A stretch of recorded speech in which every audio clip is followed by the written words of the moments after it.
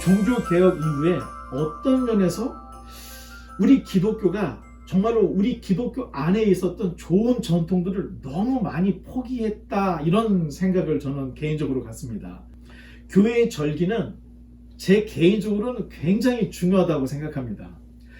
제가 말씀드리는 교회의 절기가 중요하다라고 하는 이 중요하다는 말은 절기를 지켜야 우리가 의로워지고 또 구원에 이르기 때문에 그래서 중요합니다, 이런 의미가 아닙니다. 아닙니다. 교육적인 차원에서 절기는 우리에게 굉장히 중요합니다. 어찌 생각하면 성찬식을 참여를 못했다고 해서 구원받지 못한다, 이렇게 말할 수가 없습니다. 마찬가지로 절기를 안 지켰다고 구원받지 못한다, 이렇게 말할 수가 없습니다. 그런데 성찬식도 그렇고 절기도 그렇고 추구하는 굉장히 중요한 내용이 있는데 그게 바로 교육이라는 것입니다. 우리가 그냥 보고 지나가는 게 아니고 맛도 보고 먹어보고 냄새도 맡고 듣기도 하고 오감을 자극해서 성찬식을 통해서 주님이 곧 오신다고 하는 이런 소망을 우리가 갖자, 이런 교육적인 차원이 있다는 겁니다.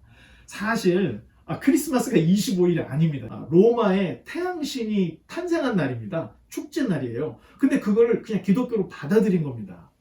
그래서 12월 25일이 예수님이 탄생한 날이다, 사실 여기에 너무 신경을 쓸 필요는 없지만 성탄일을 통해서 우리가 다시 한번 생각해 볼 것은 주님이 이 땅에 오셨던 것처럼 이제 재림을 하신다는 소망을 갖자는 의미에서 성탄일이 중요하다는 것입니다. 성탄주일은 언제나 늘 우리에게는 분주한 날입니다. 우려가 되는 것은 이렇게 너무 분주하다 보면 예수님이 빠진 성탄주일이 될 수가 있다는 이런 경각심을 잊지 말아야 합니다. 오늘이 주일이고 성탄주일이고 대림절 넷째 주라는 것은 사실 여러분이 알아도 되고 몰라도 되는 문제들입니다. 그런데 이런 내용들은 여러분이 나중에 이제 체득을 할 것이기 때문에 지금 그걸 몰랐다, 그게 중요한 거 아니라는 얘기입니다. 그런데 그거보다 더 중요한 것은 그럼 왜 예수님이 이 땅에, 하나님의 아들이 이 땅에 오셨는가? 그 이유와 목적에 대해서는 여러분 지금 당장 알아야 합니다. 오늘 말씀의 제목이 예수님께서 오신 목적입니다. 오늘 본문을 우리 다시 한번 상기하는 마음으로 누가복음 2장 10절 다시 한번 읽어보겠습니다. 시작. 천사가 이르되 무서워하지 말라, 보라 내가 온 백성에게 미칠 큰 기쁨의 좋은 소식을 너희에게 전하노라. 예수님의 탄생의 소식을 이 전령 천사가 목자들에게 전해준 내용이 지금 여러분들이 읽은 내용입니다. 누가는 사도행전도 쓰고 누가복음도 썼죠. 이 누가는 예수님의 탄생의 소식을 천사가 사람에게 전해준 데 포커스를 맞춰서 기록을 하고 있습니다.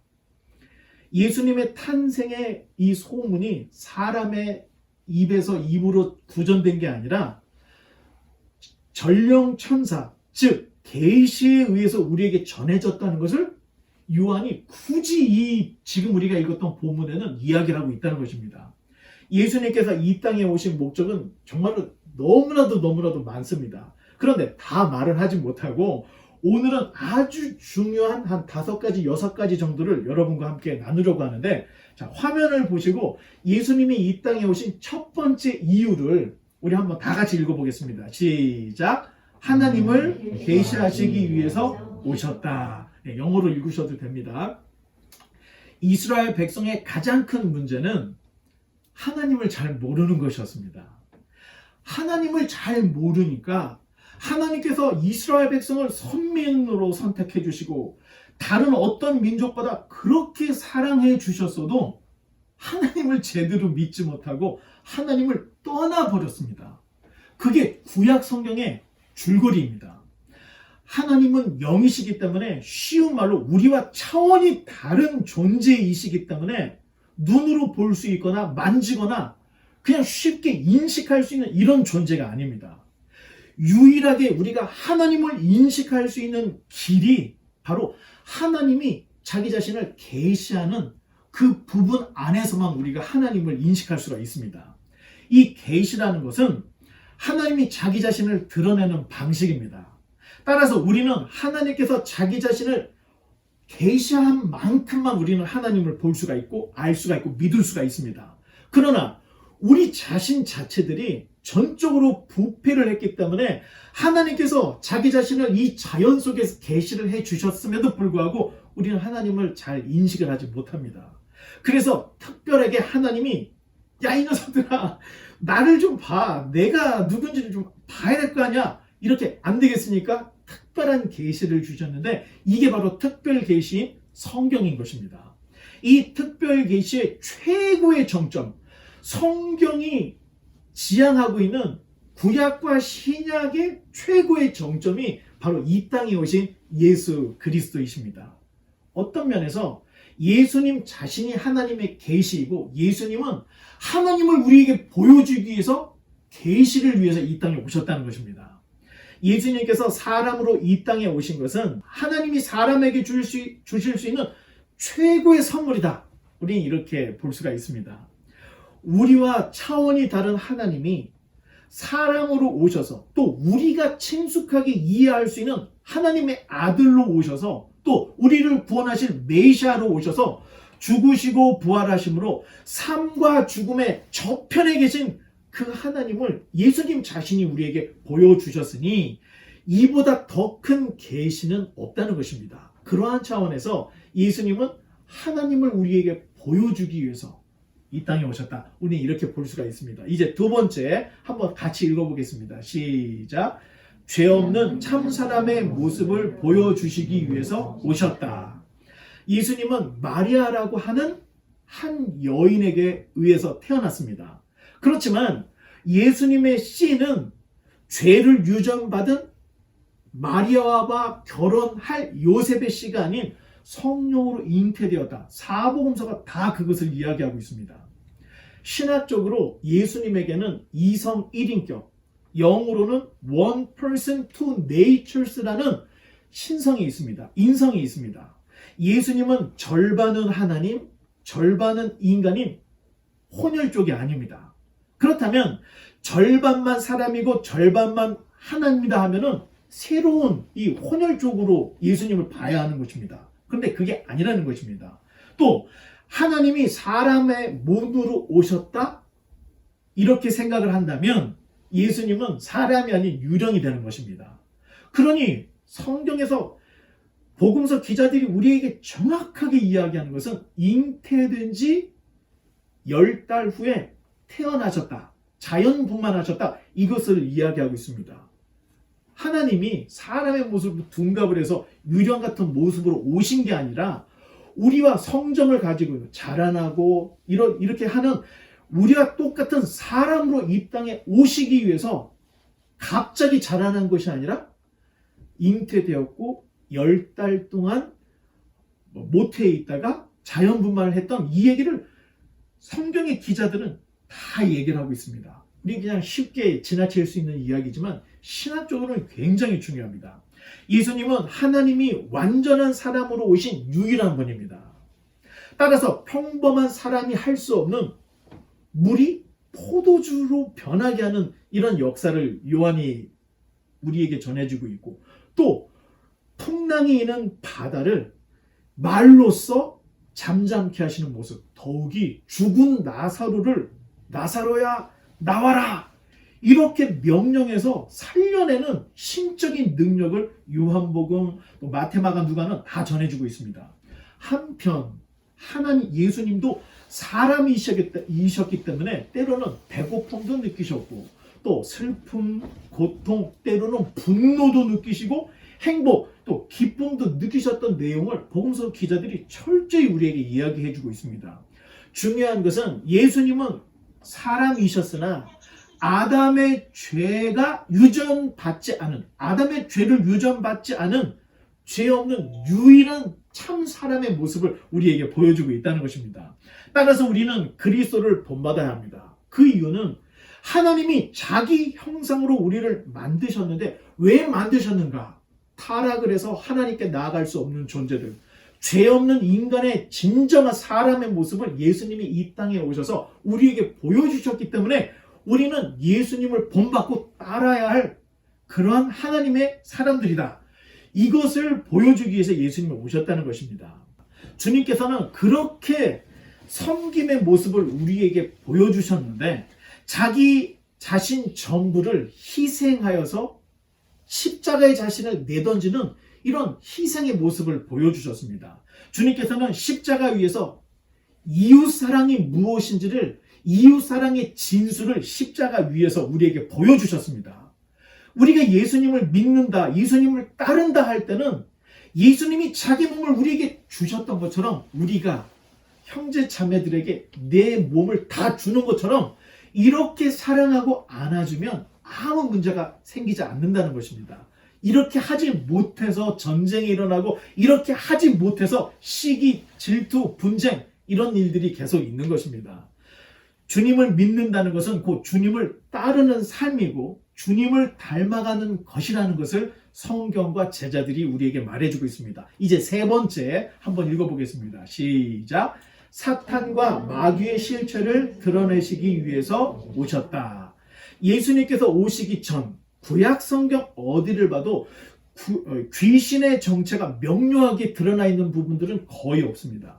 또 구약 시대에 활동했던 예언자들 중에 자기 이름의 권위 또는 다른 어떤 능력으로 귀신을 쫓아내는 예언자? 구약 성경 거의 찾아볼 수가 없습니다. 온 세계를 지금 사탄이 다스리고 있지만 영적으로 눈이 어두워서 귀신을 우리는 도무지 보지 못해 왔던 것을 볼 수가 있습니다. 그러나 예수님께서 오시자 주님이 가는 곳마다 귀신의 정체들이 탄로가 났습니다. 사람은 예수님을 못 알아봤는데 귀신들은 하나님의 아들이여 우리를 멸망하러 지금 오셨습니까? 귀신들이 먼저 자기의 정체를 숨기지 못하고 드러내고 그 모습들이 탄로가 나는 모습들을 복음서 기자가 우리에게 전해주고 있습니다. 예수님께서 오시자 비로소 사탄의 나라, 귀신의 나라가 흔들리기 시작했던 것을 우리에게 보여주고 있습니다. 성경은 하나님에 대한 이야기, 그리고 인간에 대한 이야기, 사탄의 이야기가 기록이 되어 있습니다. 이러한 의미에서 우리가 믿음을 갖고 구원을 얻는다 할 때는 그 내면에 이 세 존재에 대한 인식이 분명히 있어야 됩니다. 창조주 하나님, 하나님을 반역한 사탄, 그 사이에 껴있는 인간, 이 세 존재를 인식하지 못한 상태라면 믿음이 있다고 말할 수 없고 구원받은 존재다 이렇게 말할 수가 없다는 것입니다. 예수님께서 오신 이후에 우리의 싸움은 이제 더 이상 혈과 육의 싸움이 아니라 영적인 전쟁이라는 것을 예수님 때문에 우리가 알게 됐다는 것입니다. 이제 네 번째 다 같이 한번 읽어보겠습니다. 시작. 예수님은 율법의 완성자로 오셨다. 사도 바울은 율법을 초등교사로 규정을 하고 있습니다. 그러니까 초등교사이기 때문에 율법으로는 우리를 의롭게 할 수 없다는 것입니다. 율법은 죄가 무엇인지 규정을 하고 있습니다. 따라서 율법을 통해서는 남의 물건을 훔치는 게 죄구나, 간음이 죄구나, 이런 것들을 인식을 할 수 있다는 겁니다. 그러면 죄가 무엇인지를 알았다고 해서 의로워지는가? 그건 아니라는 것입니다. 그래서 사도 바울이 율법은 초등교사, 옛날 성경은 몽학선생이라는 말을 썼습니다. 그런데 주님께서 오시기 전까지 우리를 진리로 인도하는 이런 약간의 은혜의 방편에 불과했다는 것을 사도 바울이 율법에 대해서 계속 이야기하고 있는 것을 우리는 볼 수가 있습니다. 주님께서는 자기 자신이 직접 이렇게 말씀하셨습니다. 율법과 선지자를 내가 완성하러 왔다. 그렇게 예수님 자기 자신을 그렇게 이야기했습니다. 그러니 예수님을 통하지 않고서는 진리를 제대로 깨달을 수가 없는 것입니다. 예수님을 믿어야 구약과 신약의 모든 진리가 완성이 되고 인생의 문제들이 그때야 비로소 해결이 되는 것입니다. 예수님께서도 이렇게 말씀하셨는데 우리 한번 다 같이 요한복음 8장 32절을 한번 읽어보겠습니다. 시작. 진리를 알지니 진리가 너희를 자유롭게 하리라. 아멘이죠. 진리를 알 때 진정한 자유가 있다는 것입니다. 자, 이제 다섯 번째 한번 다 같이 또 읽어보겠습니다. 시작. 예수님께서는 자기 피로 우리 죄와 허물을 담당하시고 죄와 사망의 권세를 깨뜨리시려고 오셨다. 오늘날 기독교는 마치 너무 구원. 구원파는 아닌데 교회 다니는 이유가 구원받기 위해서, 기도하는 이유가 구원받기 위해서, 성경 보는 이유가 구원받기 위해서. 사실은 최종적으로는 구원이 하나님의 선물로 우리에게 주어집니다. 그런데 그 구원에 너무 구원 이렇게 구원교 같은 모습이 바람직하지 않다는 것입니다. 너무 구원에 치중을 하면 봐야 될 것을 못 보게 되기 때문에 그렇다는 것입니다. 기독교는 십자가와 부활을 통해서 창조주 하나님, 그리고 이 땅에 다시 오실 예수님의 이야기들이 기록되어 있는데, 성경을 통해서 이것들을 보고 십자가와 부활을 통해서 창조주 하나님과 다시 오실 주님을 발견할 수가 있어야 된다는 것입니다. 십자가의 상징, 십자가의 능력은 우리가 그 의미를 정확하게 알지 못하면 우리에게 효력이 없습니다. 십자가를 바라보고 내 인생의 질고가 해결됐으면 좋겠다. 십자가를 바라보고 내 인생의 소원이 이루어졌으면 좋겠다. 이런 식의 요술램프식의 십자가는 아무런 의미가 없다는 것입니다. 십자가와 부활을 통해서 보이지 않던 하나님이 보여져야 되고, 지금 우리는 가장 긴박한 종말의 시대를 살고 예수님께서 곧 오신다고 하는 것을 인식할 수가 있어야 한다는 것을 성경 전체가 말해주고 있습니다. 그러니 구원 여기에 너무 집중하기보다는 십자가와 부활을 통해서 하나님과 이 세상에 예언된 대로 모든 것들이 진행이 되어서 결국 우리에게 승리를 주시는 이 큰 지평과 스토리가 우리 마음속에 깨달아져야 한다는 것입니다. 사탄의 최대 무기는 사망, 즉 죽음입니다. 창세 이후로 죽음을 이긴 사람은 없습니다. 그런데 에녹 안 죽었잖아요. 엘리야 안 죽었잖아요. 모세 정확하게 죽었는지 안 죽었는지는 모르지만 그분들은 죽음을 보지 않고 하나님께 데려감을 받은 사람들입니다. 그런데 이분들이 죽었다가 죽음과 사망을 이기고 살아난 게 아니라는 것입니다.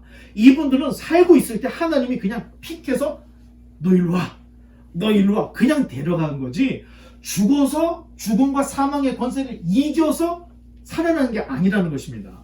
그렇다면 전 인류 중에 죽음과 사망의 권세를 이긴 사람은 아무도 없다는 것입니다. 하지만 주님께서는 십자가에서 정말로 죽으셨습니다. 죽으신 이후에 사망과 죽음의 권세를 이기시고 부활하셨다. 이것이 에녹, 엘리야, 모세와 예수님이 다른 점이라는 것입니다. 사망과 죽음의 권세를 이기신 예수 그리스도를 믿고 의지해야 진정한 인생의 문제, 인생의 해답을 찾을 수 있다. 성경이 그래서 예수님을 강조하고 말하고 있는 것입니다. 이제 6번째 한번 또 같이 읽어보겠습니다. 시작. 심판주로 재림하시기 위해서 오셨다. 복음은 사실 신학이나 이론 이 정도가 아닙니다. 예수님께서 이 땅에 오신 것은 약속의 성취이고 역사적인 사실입니다. 성경은 이것을 우리에게 정확하게 증거해서 전달해주고 있습니다. 메시아가 오시기로 한 그 약속대로 예수님께서 오심으로 역사적으로 예언과 약속이 성취되었다는 것을 말해주고 있습니다. 그런데 여기서 끝이 아닙니다. 죽으시고 부활하신 주님께서는 제자들이 보는 앞에서 승천하시고, 이제 너희가 승천하는 그 예수님을 본 그대로 예수님이 다시 재림하실 것이다. 사도행전 초반부에 이렇게 우리에게 또다시 약속을 주고 있습니다. 사실 성탄절이 12월 25일은 분명히 아닙니다. 그렇지만 25일이 맞느냐 안 맞느냐, 이 날짜보다 중요한 것은 예수님께서 언약의 성취로 지금으로부터 약 2000년 전에 이 땅에 정말로 사람으로 이 땅에 오셨다는 것이고, 죽으시고 부활하시고 승천하신 그 주님이 이제 두 번째 다시 오신다. 이 약속을 우리는 믿고 우리 신앙에 절대 잊지 말아야 될 약속이라는 것을 우리 마음에 간직해야 합니다. 오시기로 한 예언이 성취되었던 것처럼 주님의 재림은 이 성탄을 맞이하는 저와 여러분들에게는 여전히 우리에게 주신 언약으로 주어져 있다는 것을 늘 잊지 말고 기억해야 합니다. 이제 다시 오실 주님을 위해서 열처녀의 비유 보여주셨던 것처럼 또 무슨 종의 비유, 예수님께서 계속해서 말씀하셨는데 진정한 믿음이라는 것은 충성이라고 여러분들에게 에무나 이야기하면서 말씀을 드렸는데 정말로 진정한 믿음과 신앙은 믿었으니 됐다 이렇게 생각하는 것이 아니라 믿었으니 더 충성스럽게 주님이 오시는 그날까지 흔들리지 않고 나아가는 믿음, 주님께서 우리에게 이것을 요구하고 있다는 것입니다. 이제 정리를 하면서 말씀의 결론을 맺겠습니다. 예수 그리스도께서 이 땅에 오신 목적은 첫째, 하나님의 계시자로 오신 것이고, 두 번째, 참 사람의 모범을 우리에게 보여주시려고 오신 것이고, 셋째, 사탄을 드러내시기 위해서, 넷째, 율법을 완성하시기 위해서, 다섯째, 죄를 사하시고 죽음을 정복하러 오신 것이고, 여섯 번째는 심판주로 다시 재림하시기 위해서 이 땅에 오셨다. 사실 더 많습니다. 그런데 가장 중요하고 우리가 반드시 알아야 될 이 6가지만 정리해서 함께 나누었습니다. 바라기는 오늘 이 성탄주일이 장차 주님께서 재림하심으로 이루어질 은혜가 충만하고 위로와 소망이 가득한 하나님 나라가 투영이 되는 거룩하고 복된 날이 다 되시기를 주님의 이름으로 간절히 축원합니다. 함께 기도하겠습니다.